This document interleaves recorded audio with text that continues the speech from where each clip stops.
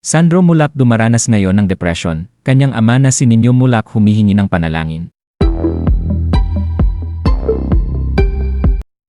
Hindi biro ang nangyaring pang-aabuso sa yaong aktor na si Sandro Mulak kamakailan sa kamay pa man din ng mga pinagkakatiwalaan niyang mga tao.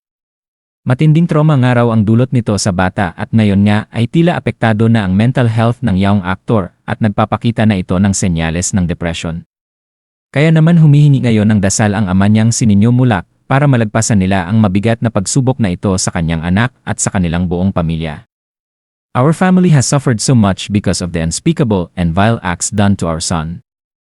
We ask for your prayers to help us muster enough strength and courage to withstand the horror of reliving the dastardly acts of the perpetrators. As we seek justice through our legal system. Thank you for all your support and kind words and your gracious gift of space. We truly appreciate it, pahayag ni Nino Mulak sa kanyang Facebook post nitong Biyernes ng gabi August 2.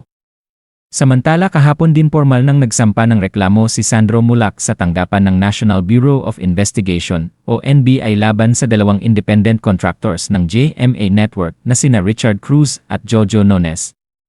Sinamahan siya ng kanyang amang si Nino Mulak sa paghahain ng reklamo laban sa dalawang di umano'y ng halay at ng abuso sa kanya.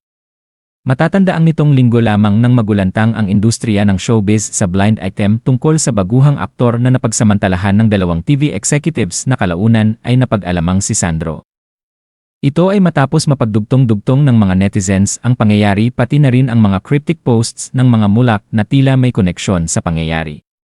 Nauna nang naglabas ng official statement ang GMA Network na natanggap na nila ang formal complaint na inihain ni Sandro laban kina Richard at Jojo.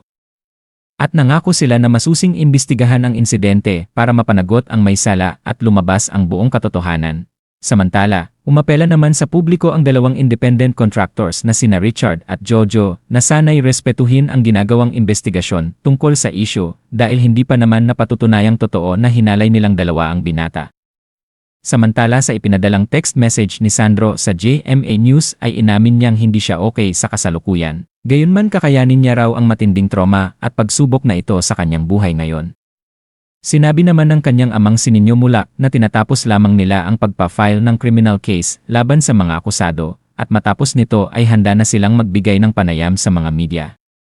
Bumuhos naman ng panalangin at suporta ang natanggap ni Sandro at ng pamilya Mulak mula sa mga netizens na ang lahat ay hangad na makamit nila ang tamang hustisya.